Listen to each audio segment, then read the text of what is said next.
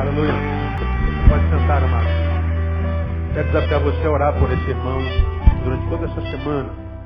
Você gravou o nome dele, lembra que nós estamos debaixo da bênção de Abraão. Em Abraão, todas as famílias da terra foram abençoadas e sobre nós há a promessa: abençoarei os que te abençoaram. Então, se Deus usar você para abençoar esse irmão, você também será abençoado. Nunca se esqueça: abençoado, bênçãos tem quem é. Quer ter, seja.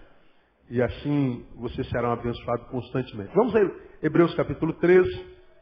Temos ministrado sobre o livro de Hebreus desde setembro do ano passado. Começamos a analisar o livro de Hebreus em setembro do ano passado. Terminamos o ano analisando o livro de Hebreus. Saí de férias em janeiro, voltei em fevereiro. E estamos desde fevereiro pensando Hebreus. De uma forma muito particular, o capítulo 13, desde fevereiro, desde dezembro, nós entramos no capítulo 13, estamos analisando versículo por versículo dessas últimas exortações do livro de Hebreus. Fizemos uma análise completa do livro, e depois paramos no capítulo 13, analisando versículo por versículo, onde o autor diz: permaneça o amor fraternal. Já estudamos profundamente: não vos esqueçais da hospitalidade, lembrai-vos dos presos como se estivesseis presos com eles, empatia, honrado seja entre todos o matrimônio, seja a vossa vida isenta de ganância. Acho que essa é uma das palavras mais pertinentes para o crente contemporâneo, porque a igreja hoje fala mais em dinheiro do que em outra coisa. O dinheiro virou não mais um meio, mas um fim para a igreja. De modo que, versículo 6, com plena confiança, digamos: o Senhor é quem me ajuda. Versículo 7, lembrai-vos dos vossos guias. E na semana passada nós entramos no versículo 8, onde o autor diz: Jesus Cristo é o mesmo ontem e hoje e eternamente. Vamos ler juntos esse versículo uma vez mais? Vamos lá? Jesus Cristo é o mesmo ontem e hoje e eternamente. Na quarta-feira passada, nós fizemos uma análise sobre Jesus Cristo só sobre o verbo ser. E nós contrapomos o verbo ser na qualidade do Jesus Cristo a Salmo capítulo 14, onde diz lá: diz o nécio no seu coração, não há Deus. Né? O autor diz: Deus é. O nécio diz: Deus não é. Fizemos uma comparação sobre a palavra do nécio, do ignorante, do tolo, né, do estúpido. Nécio é estupidez, é idiotice. E o autor do Salmo diz que o idiota, o estúpido, o que não conhece, o ignorante, diz: Deus não é. O autor de Hebreus está dizendo: Jesus é. Então nós fizemos uma análise comparativa entre a palavra do que não conhece e do que conhece. E mostramos na Bíblia o que Jesus é, quando o autor diz Jesus Cristo é. E nós aprendemos que Ele é Deus e mostramos por que a gente entende Jesus como Deus. Não é só uma citação: Jesus é Deus. Não. Mostramos na palavra como é que a gente sabe que Jesus é Deus. E foi uma palavra muito tremenda e seria bom que você tivesse. Hoje, eu quero continuar esse versículo 8.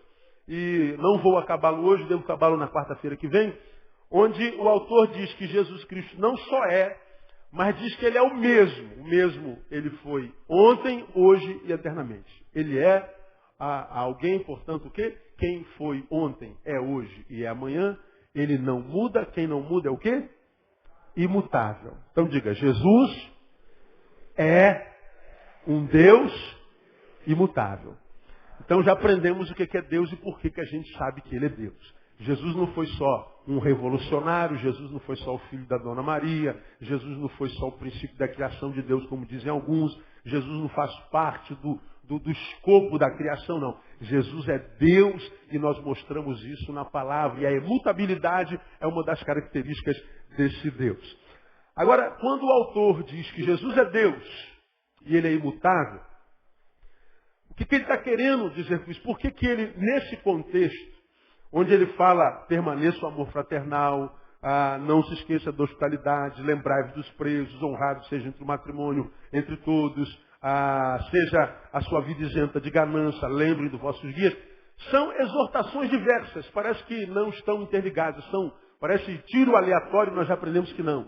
Todas as exortações, embora passem por áreas diferentes da nossa existência, todas elas estão interligadas. E nesse escopo de várias exortações, ele traz à baila, traz à luz o fato de que Jesus é Deus e ele é imutável.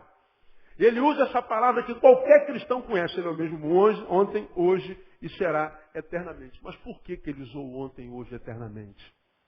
Por que isso está no contexto? O que ele quer dizer com isso? E essa é a missão de cada um de nós quando a gente lê a Bíblia, e a gente tem mais do que ler a Bíblia, a gente tem que meditar na Bíblia. Então, quando a gente diz que ela é imutável, a gente já faz alusão, na página seguinte, aí na primeira página de Tiago, se você ver aí Tiago capítulo 1, o apóstolo Tiago fala que Deus tem essa mesma característica aí. Tiago 1,17 diz assim, ó, toda boa dádiva, todo dom perfeito vem do alto, descendo da onde? Do Pai das luzes, que esse Pai em quem não há o quê?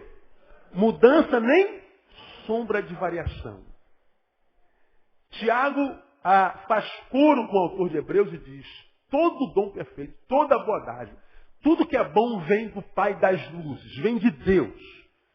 Um Deus cuja marca é, não há mudança nele, nem sombra de variação.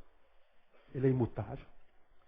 Ora, sendo imutável, o que a gente aprende para o nosso dia a dia, para o nosso tempo contemporâneo? A gente aprende, primeiro, que a revelação que Cristo trouxe para nós é a revelação final.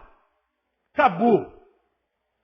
Não haverá uma revelação depois da revelação de Jesus. Bom, falar isso parece óbvio, claro, pastor. Como é que a gente pode imaginar que depois de Jesus virá uma nova revelação? Ora, a fé é para tudo, a crença para tudo, a doutrina para tudo. Porque se a gente fosse falar de nova revelação, por exemplo, no tempo de Moisés, seria uma heresia. A palavra de Moisés era o fim. Acabou. Então, quando a gente diz que ele é o mesmo ontem, hoje, eternamente, ele é imutável, a gente está dizendo que a revelação que Cristo trouxe é final. Parece óbvia isso, mas eu vou mostrar a você que não é óbvio. Quando Deus chamou o seu povo do Egito, lá de 430 anos do cativeiro egípcio, Deus levantou Moisés para começar a história da redenção. Vai Moisés e tira o meu povo de lá. Baseado no quê? Em nada. Eu quis escolher aquele povo e pronto. Quando eu for, eu vou dizer o que para ele? Diz que eu sou, me enviou. Moisés vai, a gente conhece a história toda, as 10 pragas, o povo sai de lá. E no caminho, Deus vai usando Moisés para escrever a lei. Lei que balizaria o comportamento e a postura do povo de Deus no caminho. Moisés foi o autor da lei. Lei que os judeus conhecem até hoje como Torá. Torá. Moisés foi o autor da lei. E a lei de Moisés, para aquele contexto, era a palavra de quem? De Deus. Não há discussão. A lei de Moisés é a palavra de Deus. A característica que nós estamos estudando aqui hoje mesmo é que Deus é o que mesmo? Me lembrem? É o que mesmo? Imutável. Imutável é quem não muda. Ele é o mesmo ontem, hoje e eternamente. Passarão os céus e a terra, mas a sua palavra não passará. Permanece para sempre. Pois bem, se isso é uma verdade lá naquele contexto, a lei de Moisés, que era a palavra de Deus, Deus imutável, cuja palavra não passa jamais, eles entenderiam que a palavra de Moisés era a última revelação. Acabou. Depois da lei de Moisés, não haverá nova revelação. Mas foi o que aconteceu? Não. A lei de Moisés teve o seu valor durante um período da história, e depois de algum período da história, o povo já tendo entrado em Canaã, Deus começa a levantar os juízes têm o seu tempo, mas depois dos juízes, Deus levanta a palavra profética. E a palavra profética começa a tomar o seu lugar no meio do povo, porque a lei já não era suficiente. Deus levanta profetas desde sempre, e os profetas, quando iam falar em nome de Deus, nem sempre ou quase nunca evocavam a Torá ou evocavam a lei. Quando um profeta exercia o ofício de profeta, quais eram as palavras que antecediam a palavra do profeta? Me lembrem? Assim diz o Senhor. A lei estava lá, revelada. Mas Deus levanta profeta e começa a revelar a sua vontade para aquele outro tempo agora contemporâneo. E os profetas têm o seu tempo, têm o seu ofício. E eles, toda vez que se levantam para falar ao povo, eles diziam, assim diz o Senhor. E aí, passa-se o tempo dos profetas, nós que temos a Bíblia escrita, já temos a Torá e a profecia. Está lá o livro do profeta Amós, o livro do profeta Oséias, o livro do profeta Jeremias, o livro do profeta Isaías, o livro do profeta Ezequiel, o livro do profeta Daniel, o livro do profeta Malaquias, o livro de vários profetas. A profecia foi uma revelação a posteriori da lei. Se a lei era a palavra de Deus, e a palavra de Deus não muda, não passa, parece que há uma contradição nisso, porque depois da lei, Deus usa os profetas, e os profetas entram no cânon sagrado.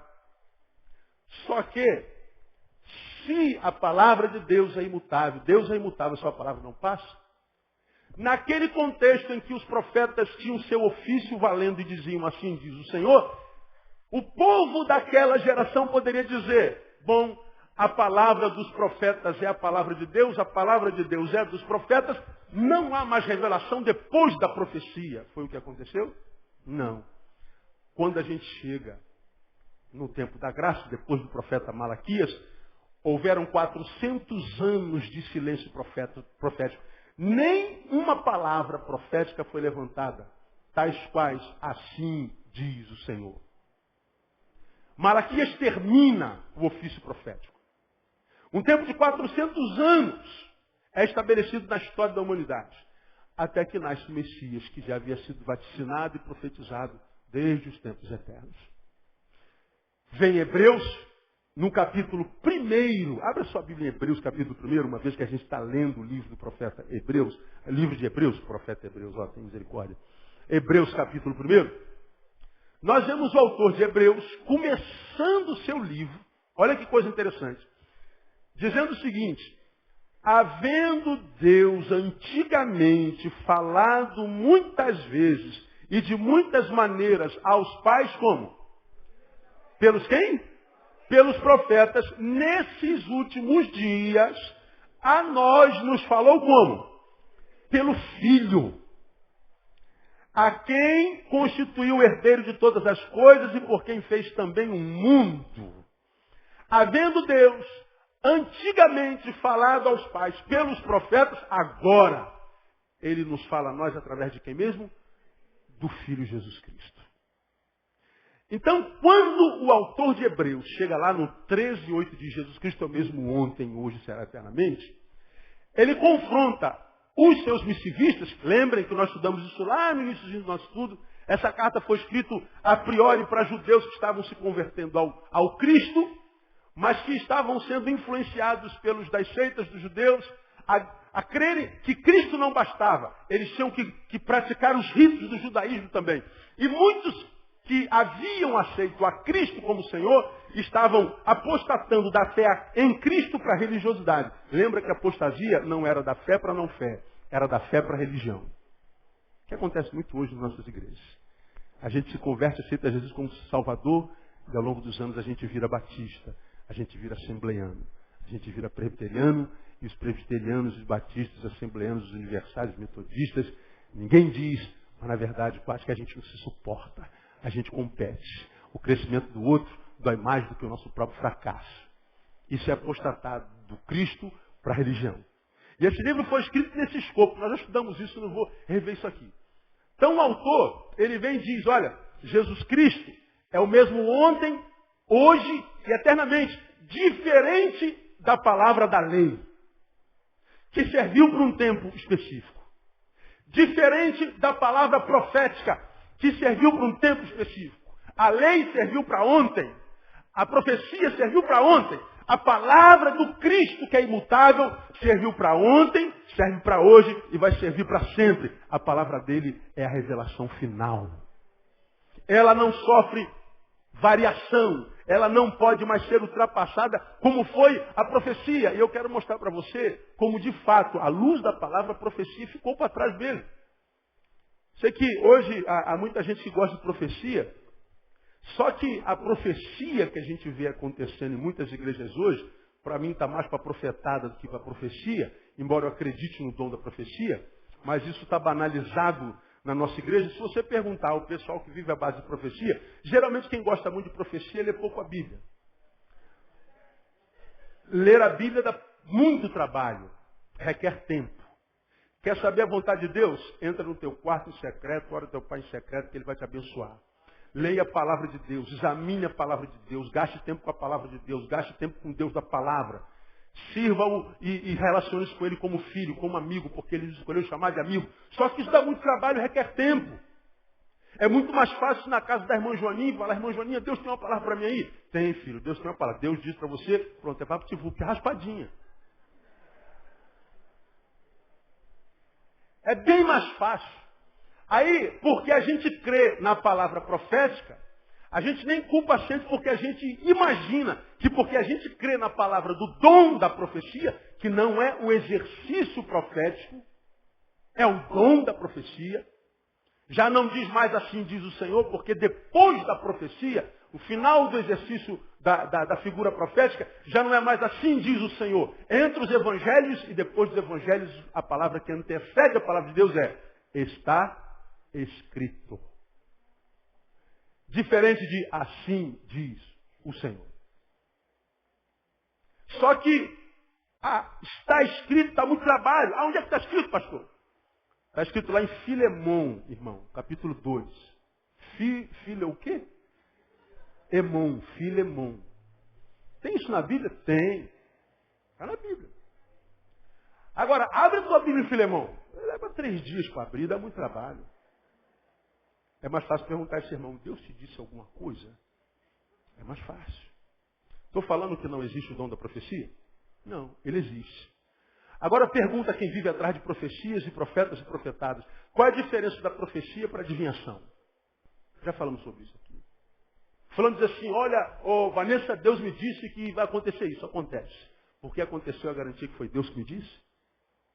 Temos na Bíblia exemplos claros de uma pessoa que, quando Paulo se encontrou com ela, diz a palavra, tinha um espírito de adivinhação e adivinhando dava muito lucro aos seus senhores. Mas quando se depara com Paulo, eles olham para Paulo e dizem, são servos do Deus Altíssimo. Ora, acertou mais uma vez. Só que quando Paulo olha para aquela mulher que adivinhava tudo, diz assim, está repreendido o espírito maligno. E o espírito maligno saiu. De modo que adivinhar uma coisa, dizer que uma coisa vai acontecer e a coisa acontecer não é significância ou significado inequívoco de que foi Deus quem revelou.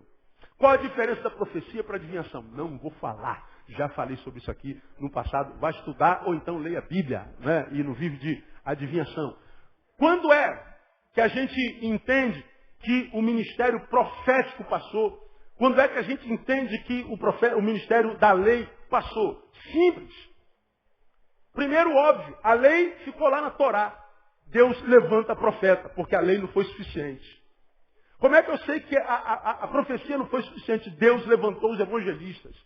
Deus revelou a sua palavra e permitiu que ela fosse escrita e colocada no cânon sagrado. De mais que depois, no tempo da graça, de Mateus para cá, a gente não vê mais o ofício profético. Assim diz o Senhor. A gente vê os evangelistas em todo canto, em toda a história, dizendo, porque está escrito. Leia os evangelhos, você vai ver isso lá. A lei não foi suficiente. A profecia não foi suficiente. Deus agora fala por meio de Jesus. Quando o autor de Hebreus diz assim, ele é o mesmo ontem, hoje, será eternamente, o autor está dizendo aos seus missivistas, ele é diferente da lei, ele é diferente do profeta. Ele não muda. Ele trouxe a revelação final. Terminou o ofício profético, terminou o ofício da lei. E onde é que a gente vê isso? Bom, abre a tua Bíblia em Lucas, capítulo 16. Lucas 16, vamos ver o que o evangelista Lucas, o médico amado, fala com relação a isso. Lucas, quem já abriu, amém? Lucas 16 diz assim, a lei e os profetas vigoraram até quando? Até João, o Batista, que é conhecido como Elias, que havia de vir preparar o caminho do Senhor. Desde então é anunciado o evangelho do reino de Deus e todo homem emprega força por entrar nele. Lucas diz, a lei e os profetas vigoraram até quando? Até João. Daí por diante assim está escrito. Vamos ver um outro versículo, Mateus capítulo 11. Mateus 11. Versículo 13. Está escrito lá assim, ó. Jesus é testemunho de João. Pois todos os profetas e a lei profetizaram até quando? Até João. Jesus está dizendo que o tempo da lei e o tempo da profecia é findado. Falar isso a você que é ocidental, falar isso a você que é carioca, é brasileiro, é muito simples de entender. Mas dizer para um judeu, um homem criado aos pés de Moisés e dos profetas, que falavam de um Messias que viria remir a Israel, tirar Israel da opressão, restaurar Israel, restaurar o templo que foi derribado, dizer que a lei e os profetas vigoraram até João, que Deus agora tem uma nova forma de se revelar, era uma ignomínia, era uma ofensa, era uma heresia. Foi por causa disso que Deus mais adiante leva Jesus ao monte, no monte ele se transfigura, e lá no monte aparecem duas figuras. Quem pode me lembrar quais eram? Quem era primeiro? Moisés. Moisés escreveu o quê? A lei. Quem era a segunda pessoa? Elias. Elias foi o maior dos profetas maiores. Moisés, representando a lei, aparece do lado de Jesus. Elias representando a palavra profética, o ofício profético, aparece do lado de Jesus. Jesus está entre dois. E no meio dos dois vem uma voz do céu. Essa voz do céu disse o que mesmo? Quem pode me lembrar? Este é o meu filho amado. O que mais? A ele ouvi. Aparece a lei personificada em Moisés, aparece a profecia personificada em Elias, e a voz que vem do céu diz, vocês estão entre a lei e a profecia, mas este é o meu filho amado. É a ele que vocês têm que ouvir. Dizer que Jesus é o mesmo ontem, hoje e eternamente, é dizer que depois dele nenhuma outra voz haverá. Ou nós o ouvimos, ou nós nos perdemos. Ou nós fincamos nossa estaca na sua palavra, ou a nossa casa cai. Ou Cristo ou caos. Ou Cristo ou morte. Ele é o fim da palavra revelada. Quem pode dizer glória a Deus aí, amado? Terminou. Depois de Jesus não haverá um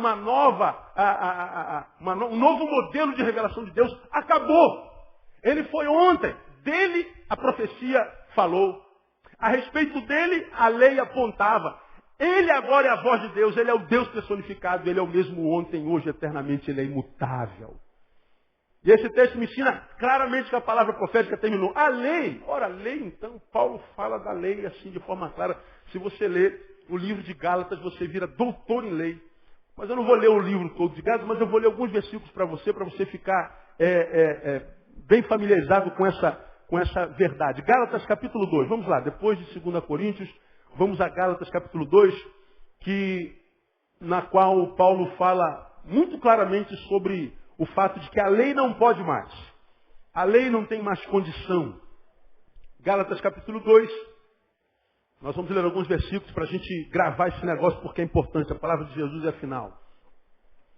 Gálatas 2,16 diz assim, sabendo contudo que o homem não é justificado pelas obras da lei, mas sim pela fé em Cristo Jesus. Temos também crido em Cristo Jesus para sermos justificados pela fé em Cristo e não por obras da lei.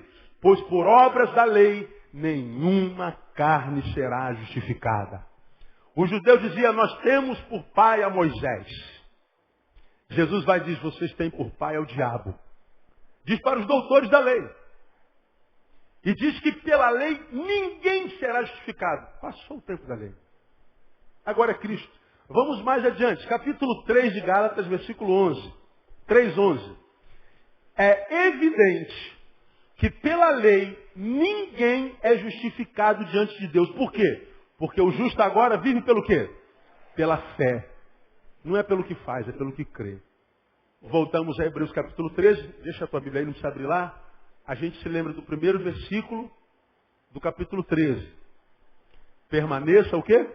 O amor fraternal. Lembra que Hebreus fala contra a apostasia, fala contra o gnosticismo que dizia que Jesus era semelhante aos anjos. Então o autor de Hebreus mostra a supremacia de Jesus em detrimento dos anjos. O autor de Hebreus mostra a supremacia de Jesus sobre Melquisedeque, que é tido como o maior sumo sacerdote entre os sumos sacerdotes, para quem o próprio Abraão deu dízimo. O autor de Hebreus fala sobre o descanso eterno. O autor de Hebreus fala sobre o cerimonialismo. O autor de Hebreus diz que Jesus basta em detrimento da religião. O autor de Hebreus fala que ao homem está ordenado morrer uma só vez. O autor de Hebreus fala sobre coisas profundas. Quando ele começa a terminar o seu livro, ele como que diz, olha, eu sei que eu falei sobre muitas coisas e sobre coisas profundas. Mas se vocês não conseguirem decorar tudo que eu lhes ensinei, que permaneça o amor fraternal. Ensinando a mim e a você que o que conta no final não é o quanto eu sei, nem o quanto eu fiz. O que conta é o quanto eu amei.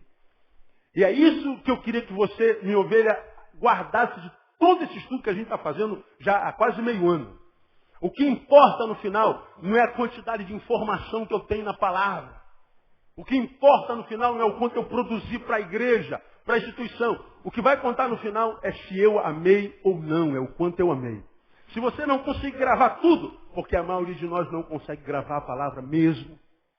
A maioria de nós lê a palavra e não consegue reter a palavra mesmo.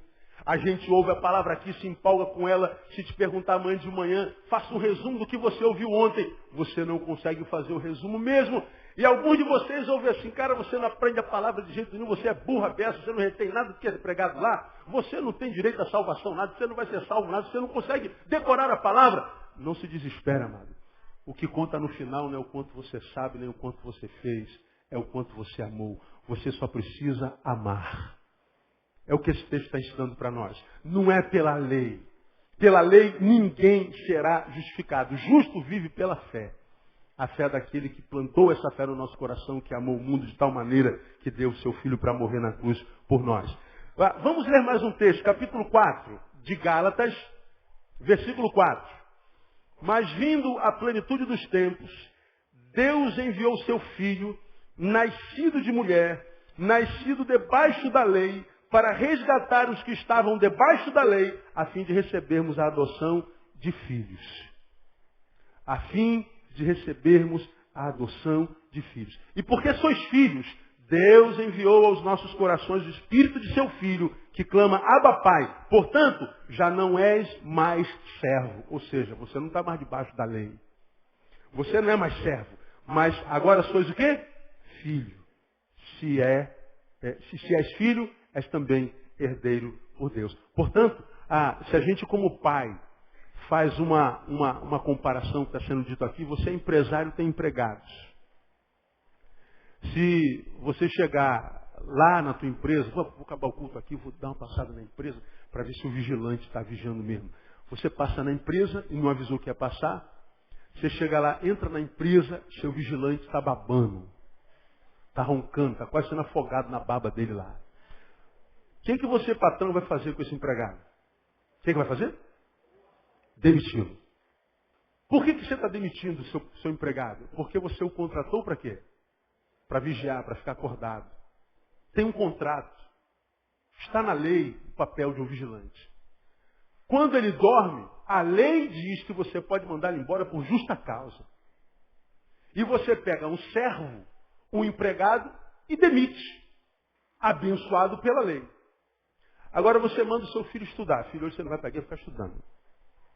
Você chega em casa, sai mais cedo do culto e vou dar uma incerta no meu filho.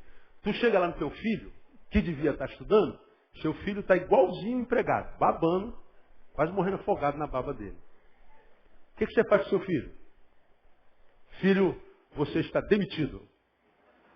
Você não é mais meu filho. Põe esse daqui para fora e não volte nunca mais. Você faz isso com seu filho? Não. O servo vale pelo que produz. O filho vale pelo que é. Esse texto diz que em Cristo Jesus nós já não somos mais escravos da lei. Não valemos pelo que produzimos. Nós não somos mais servos. Somos filhos. Se você acerta, Deus ama você. Se você erra, Deus continua amando você. Se você é fiel, Deus ama você. Se você é infiel, Deus continua sendo fiel a você. Não há mais lei. A relação é de amor. Quer dizer então, pastor, que eu posso pecar? Pode. Pode. Agora, sobre quem recai o fruto do pecado? Sobre Deus ou sobre o pecador? Sobre o pecador. Qual é o salário do pecado? É a morte. Ah, Deus está pesando a mão sobre mim. Não, não, são os seus frutos. É que você plantou uma semente, caiu uma melancia na tua cabeça. Por isso você está com dor de cabeça. Você plantou uma semente, caiu uma jaca no teu pé. Por isso você está com o pé quebrado.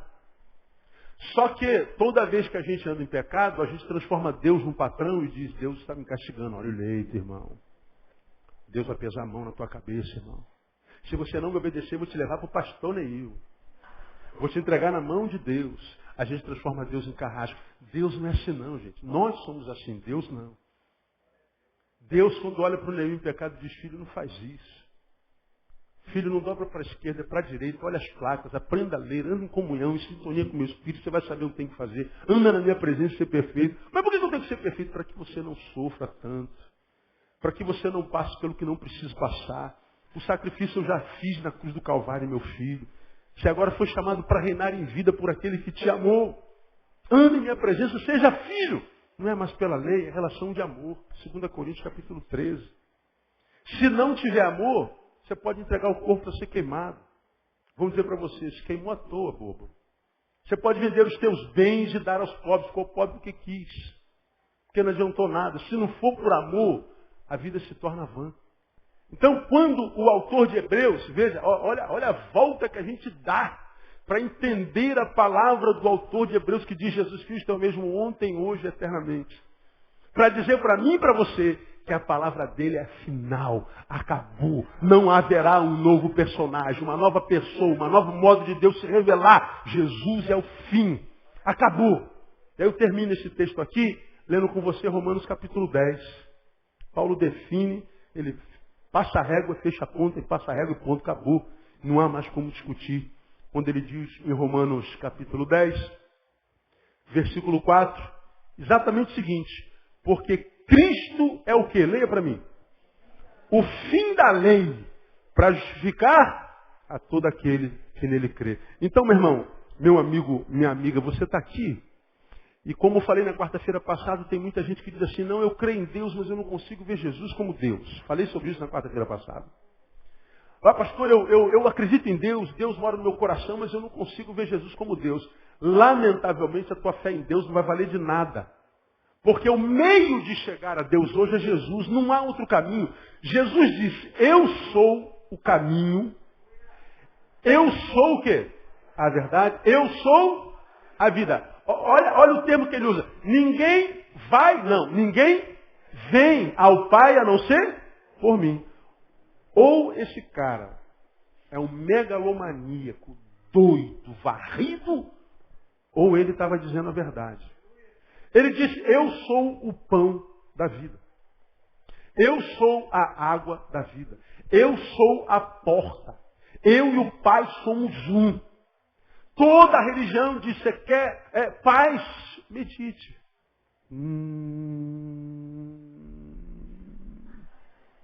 Você quer paz? Acenda uma vela, mata um bicho. Você quer encontrar a verdade?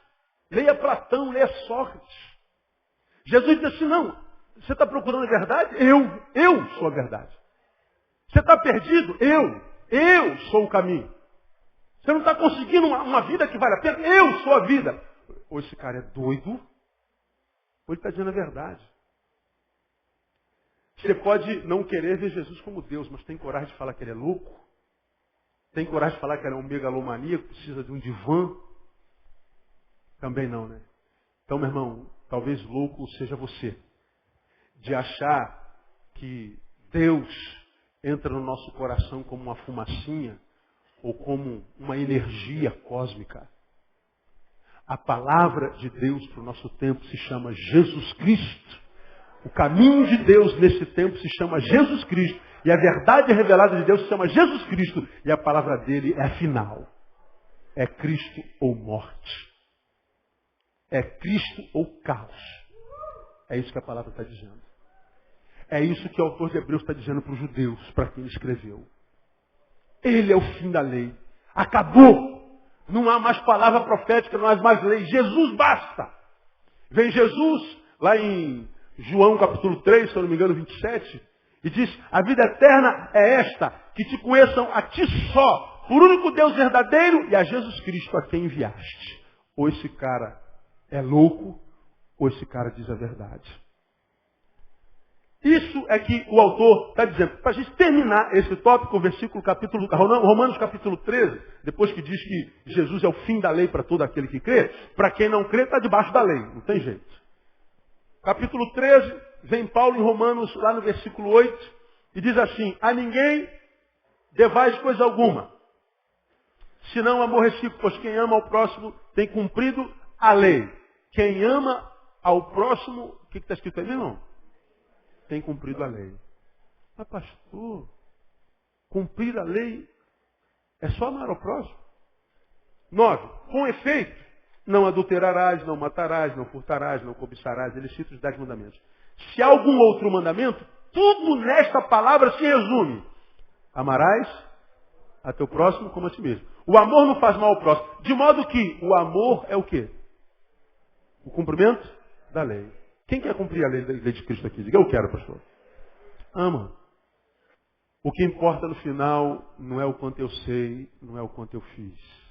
É o quanto eu amei. Infelizmente a gente ouve um monte de crente que não ama.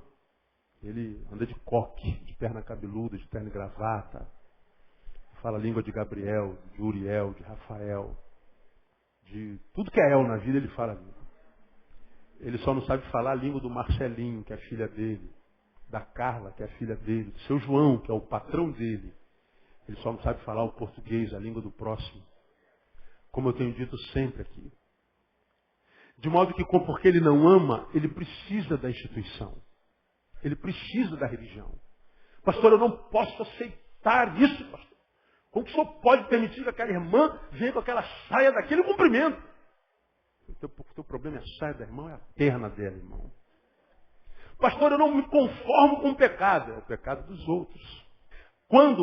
Eu sei que tem muita gente que não é da nossa igreja aqui, você não precisa me ouvir agora. Mas você que é membro dessa igreja, quando você achar um super crente, desse que vive espontando dedo, eu aceito, está em pecado. Ele aponta por outro para que a gente não olhe para ele. Ele olha para o pecado do outro, porque se ele parar para pensar, ele se lembra do seu próprio pecado. Uma pessoa santa, um super crente, não é conhecido pela roupa que usa, pela linguagem que vive, pela igreja que frequenta. Ele é conhecido pelo amor. O que importa é o quanto você ama. Senão, você só se transforma num evangélico tolo, que vive nas sinagogas e nas esquinas e nas igrejas dizendo, pastor, o senhor sabe quem foi a mãe da tia, da sobrinha de Melquisedeque? O senhor sabe quantas pedrinhas tinha, ou quantos espinhos tinha na coroa de Jesus? Ele vive de informação. Ele vive tentando provar o outro, o quanto o outro sabe menos do que ele a respeito da Bíblia. Mas dá uma olhadinha no olho da esposa dele, vê se brilha, se tem alegria. Conversa 5 minutos com os filhos dele, para ver se os filhos morrem de paixão por ele. Tem orgulho do pai que tem e da mãe que tem. Pergunta aos seus vizinhos qual é a fama dele na rua. E a gente vai saber quem é quem. Não é pelas roupas que os conhecereis, não é pela linguagem que os conhecereis. Nós somos conhecidos pelos frutos. Pelos frutos os conhecereis. E o fruto é o amor. Se você vai a Gálatas capítulo 5, os frutos da carne são. Quando vai os frutos do Espírito, o fruto do Espírito é amor, complacência, benignidade, domínio próprio. Os frutos da carne, plural. Os frutos do Espírito, aliás, o fruto do Espírito é amor. Do amor deriva-se todos os outros frutos, mas o fruto é um só. A fonte é o amor.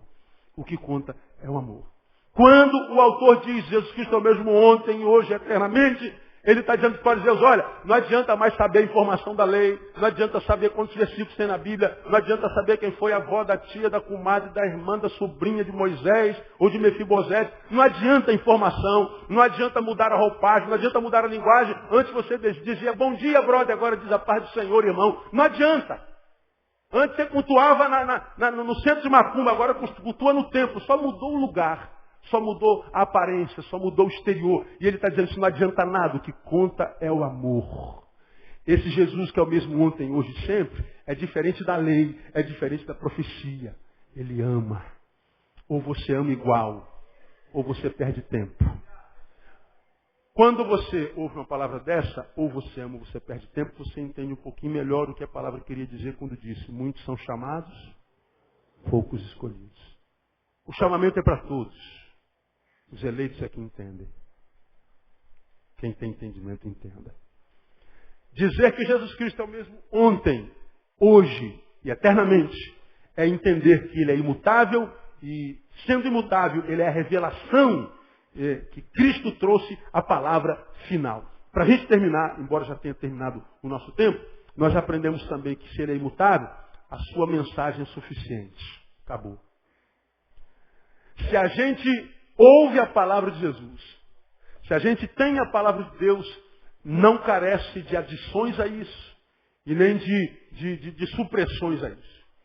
A palavra de Deus não precisa acrescentar mais nada e dela não precisa tirar nada. Inclusive a Bíblia diz que quem tira ou põe é maldito. Agora, qual era o problema dos missivistas de Hebreus? É que eles se convertiam do judaísmo, da religião na qual nasciam, e alguns diziam, não basta aceitar Jesus, você tem que praticar os ritos da religião. Não. Jesus basta. Acabou. Essa crise aqui não começou aqui. Essa crise começou lá em Atos capítulo 15.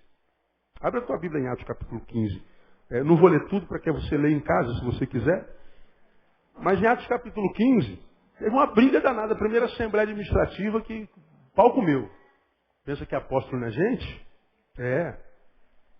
Atos capítulo 15, Pedro está lá para dar o relatório do que aconteceu na casa de Cornélio. Um gentio que recebe a visita de um anjo e diz que tem que buscar Pedro, porque Pedro tinha um negócio para dar para ele, vai falar com ele.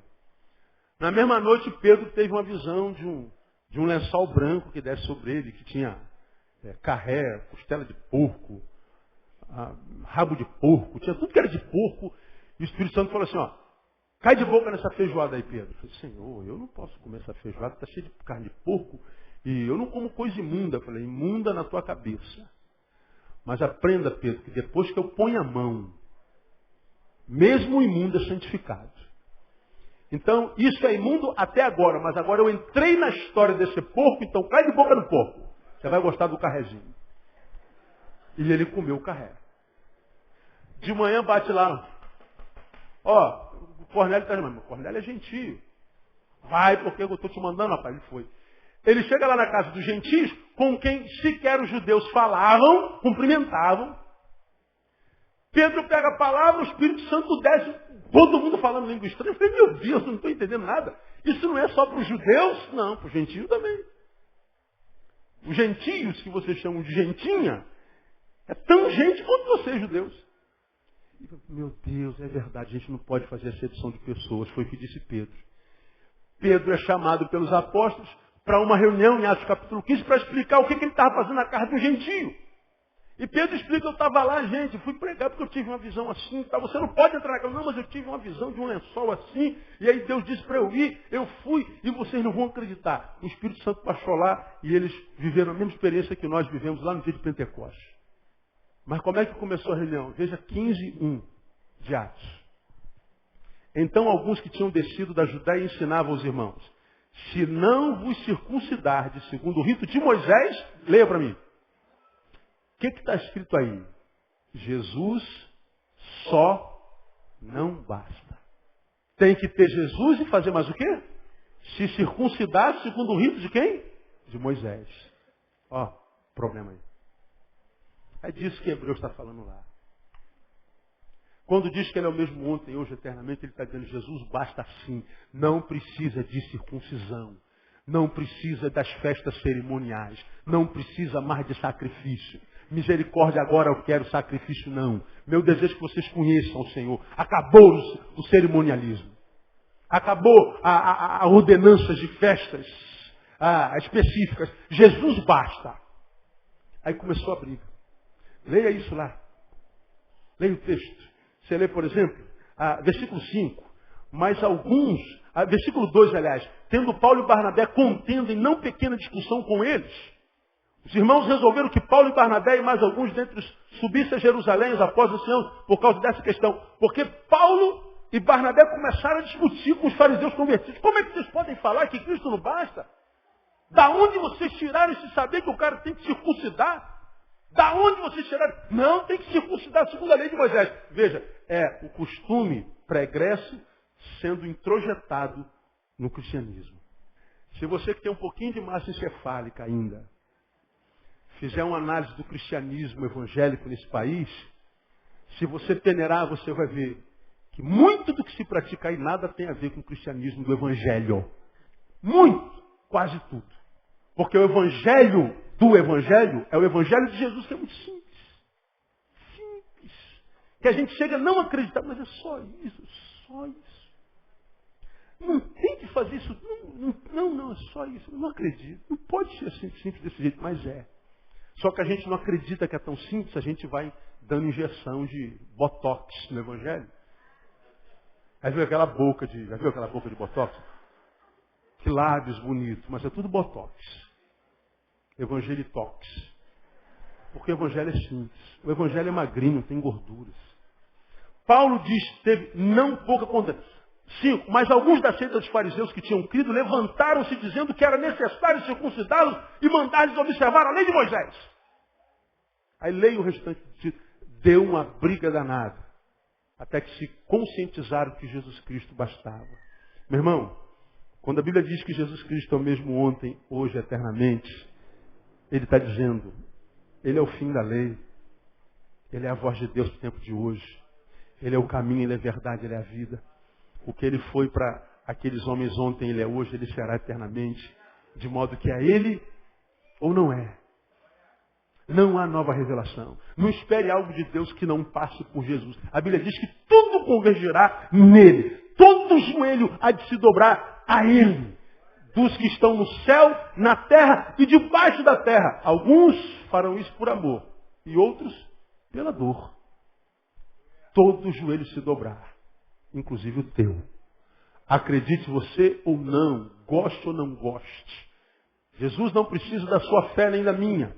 A sua palavra é a mesma ontem, hoje e será eternamente. Ele é o fim da lei. A sua revelação é a última. A sua mensagem é suficiente. Não precisa de mais nada. Não precisa acrescentar mais nada. Nossa missão é amar. Quem ama não se procrastina.